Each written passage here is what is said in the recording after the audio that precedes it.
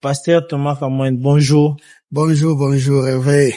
Liberté plus Thérèse de vous interviewer encore après plusieurs mois. En tout cas, c'est tout un plaisir, mon frère. Très heureux de vous voir, le grand combattant. Ouais. L'homme qui se bat vraiment. Oui, vous êtes venu ici à Kinshasa. Vous savez vous-même les contextes que le pays est en train de faire face. Ouais. Mais bon, on vous voit déjà en tenue militaire.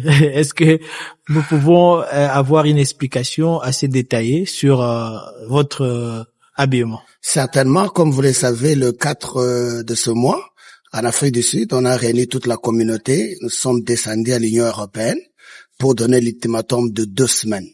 Donc, le 2 semaines termine la semaine prochaine, mercredi. S'il n'y a pas de solution, c'est fini. Nous entrons en guerre contre le Rwanda.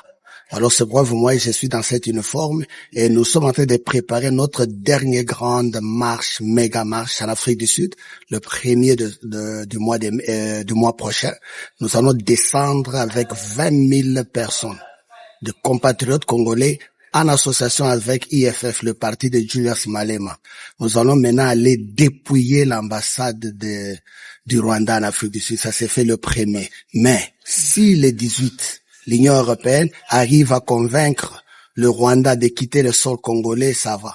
Mais si le 18 passe, regardez vers l'Afrique du Sud. Vous allez voir ce que vous n'avez jamais vu. Vous pensez que ces pressions peuvent aboutir à une solution à ce qui se passe actuellement en République démocratique du Congo? Certainement. Le problème, notre combat, c'est pas le Rwanda. Le Rwanda ne peut rien, ne peut pas faire face à notre armée congolaise. On se bat avec l'Union européenne, on se bat avec les Américains. Il faut attaquer la tête. Alors le combat, c'est à la tête. L'Afrique du Sud est une plaque tournante. L'Afrique du Sud nous soutient parce qu'il fait partie de BRICS. Là, le Rwanda est soutenu par les Européens et les Américains. L'Afrique du Sud, nous avons la Russie, l'Afrique du Sud et les autres. L'Afrique du Sud, c'est parmi les terrains que nous devons nous focaliser, faire des manifestations fortes et aussi soutenir l'armée sud-africaine. Aujourd'hui, ce matin, les 14 morts de soldats sud-africains sont rentrés en Afrique du Sud. Mais s'il n'y a pas de manifestations de soutien aussi à l'armée sud-africaine, l'Afrique du Sud, c'est un pays démocrate. Ils risquent de retirer leur armée. Or, nous devons montrer notre patriotisme. Nous allons aussi descendre dans la base sud-africaine pour montrer notre soutien et leur dire merci. Alors c'est pourquoi vous voyez ma descente aujourd'hui à Kinshasa, c'est venu vous informer que vous tournez le regard vers l'Afrique du Sud. C'est très important. Mais c'est pas la même compréhension que tous les Congolais ont de cette situation de guerre, parce que nous voyons nos prélats catholiques et les évêques de l'Église protestante s'est déplacés vers les rebelles du M23. Comment est-ce que vous expliquez cela? Ça, c'est une haute trahison. Ils sont sortis comment? Ils causent comment avec Corneille Nangaa? Qui paie? Qui a financé ces déplacements? Et puis ce qu'ils sont en train de faire, vous ne voyez pas ça. C'est confirmé ce que Kagame dit dans le plateforme internationale. Nous sommes à l'étranger. Kagame dit c'est un problème entre Congolais. Qu'est-ce qu'ils ont fait? Ils ont piégé le chef de l'État. Ils sont allés voir le chef de l'État. Comme le chef de l'État a toujours été démocrate et tout, ils ont pris les images, soi-disant qu'ils ont terminé avec le chef de l'État. Maintenant, nous sommes sortis comment? Et le chef de l'État nous a envoyé le voir. Et Kagame va vous montrer les 2 vidéos. Il voyait, voilà, le prêtre, ils étaient avec le chef de l'État, maintenant il est avec Nangaa. Où est mon problème ici? C'est fini. Arrêtez maintenant du carnage qui s'est passé à Goma. Là, on parle seulement de Goma, on ne parle pas d'autres zones qui ont été contrôlées avant. Mais présentement, nous venons aussi d'apprendre la mort d'un artiste révolutionnaire. Qu'en est-il? Quel sera le sort de tout ce que nous avons vécu pendant l'occupation? Je vous dis, si les Congolais, ça, c'est juste des échantillons de la vie qu'on veut nous amener, nous ramener. Tenez bon, mais faites debout Congolais. Ça, ce n'est pas un problème du chef de l'État, de l'IDPS ou de qui que ce soit. Et ça, Makambo Mabele. Nous devons nous lever maintenant, nous battre. Hervé, nous devons nous battre. On doit se prendre en charge. On ne peut pas laisser ces vampires des Nangaa et les autres ici de Rwandais arriver jusqu'à ce niveau. Et je comprends que le peuple ne soit pas déçu. Notre armée est prête. Nous sommes en train de faire les sandwichs. J'ai dit à tout le monde, Sorozoli hamburger, moi, la viande qui est au milieu là. On les laisse entrer jusqu'à ce niveau. Notre réplique de l'armée ne vont plus sortir. Soyez rassurés, il n'y aura pas de négociation avec ces gens. Et nous allons récupérer tout. Nous allons récupérer. Entre-temps, votre parti, le parti présidentiel République démocratique du Congo, semble être divisé. Apparemment, on ne prend pas les choses de manière sérieuse. On ne comprend pas qu'il y a un risque en péril là, avec ce qui se passe Nous sommes infiltrés, c'est ce que vous ne comprenez pas. Nous sommes infiltrés à l'interne. Notre combat, c'est à l'interne. Nous sommes infiltrés. Comment est-ce qu'on peut avoir des combats internes au moment où notre pouvoir est attaqué? Une partie de notre terre est attaquée. Ça, c'est la défaite du parti. Tous les gens qui s'élèvent et qui sont contre le secrétaire général, je peux te dire la vérité, sont des traîtres. Nous sommes un parti démocrate. Nous avons des formulaires. On sait comment résoudre notre problème. À ce niveau ici, si quelqu'un met qui est chef, qui est celui-ci, je vous dis la vérité, il est complice. Il est complice. Le secrétaire général est là, c'est pas par son propre gré. Il le dit toujours. Mutape senga mallette. Sobobisi mutape senga mallette azu mallette na repesa.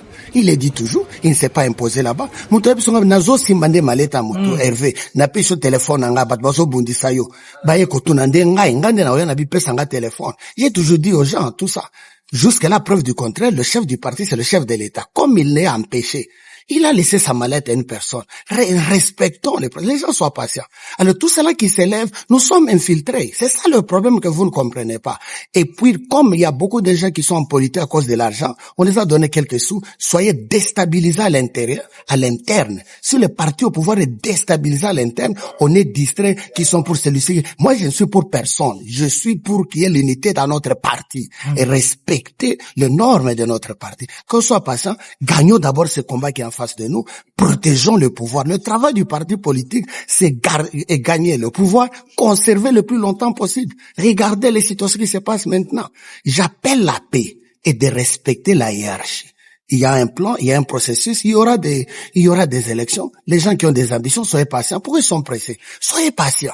Laissez. Thomas Kamwen, je ne peux pas conclure complètement cette interview sans vous poser cette question. Merci. Qui revient chaque fois dans les réseaux sociaux un peu partout. Oui. Vous avez lancé un projet sur le changement de la Constitution. Oui. Est-ce qu'on peut dire qu'avec tout ce qui arrive, ces projets appartiennent désormais au passé? Non, mais vous faites le contraire. Non. Parmi le projet de changement de la Constitution, c'est la guerre même. Cette guerre, c'est à cause de ça. C'est à cause de ça, parce que la Constitution va tout déverrouiller. Tous ces contrats-là diaboliques pour vendre la terre et dans le changement de la Constitution. C'est que vous n'arrivez pas à comprendre. Les gens qui combattaient le changement de la Constitution sont maintenant des rebelles, soutiennent maintenant des rebelles. Il y a un agenda caché. Le changement de la Constitution reste, c'est sur la table. Ne soyez pas distraits. Ça, c'est là et nous allons continuer. Ça va se passer. Nous, on continue. On a fait les manifestations, on se prépare déjà en Afrique du Sud. On prépare la diaspora. C'est ça même le plus grand combat. Ne soyez pas distraits. Je vous dis, mais je lance ce message à mes compatriotes. Le combat que vous voyez à l'Est et tout, c'est le changement de cette constitution des voleurs, des diables pour vendre le pays. Le combat que vous voyez à l'Est, c'est le combat de la Constitution. On reste et ça reste. Pasteur Thomas Kamwen, vous êtes coordonnateur de l'Union Sacrée en Afrique du Sud. Ouais. Nous vous remercions. Est-ce que vous avez quelque chose à ajouter? Quelque chose à ajouter? Je lance juste un message à toute la communauté congolaise ici en Afrique du Sud. Tenez bon. Notre victoire est certaine. Le 1er mars, tournez les regards vers l'Afrique du Sud. Vous allez voir ce qui va arriver en Afrique du Sud. Nous allons bouger des choses. Nous allons vous soutenir à l'extérieur, nous qui sommes dans la diaspora, parce que les décisions en Afrique se prennent plus de fois dans la communauté internationale. L'Afrique du Sud est une plaque tournante.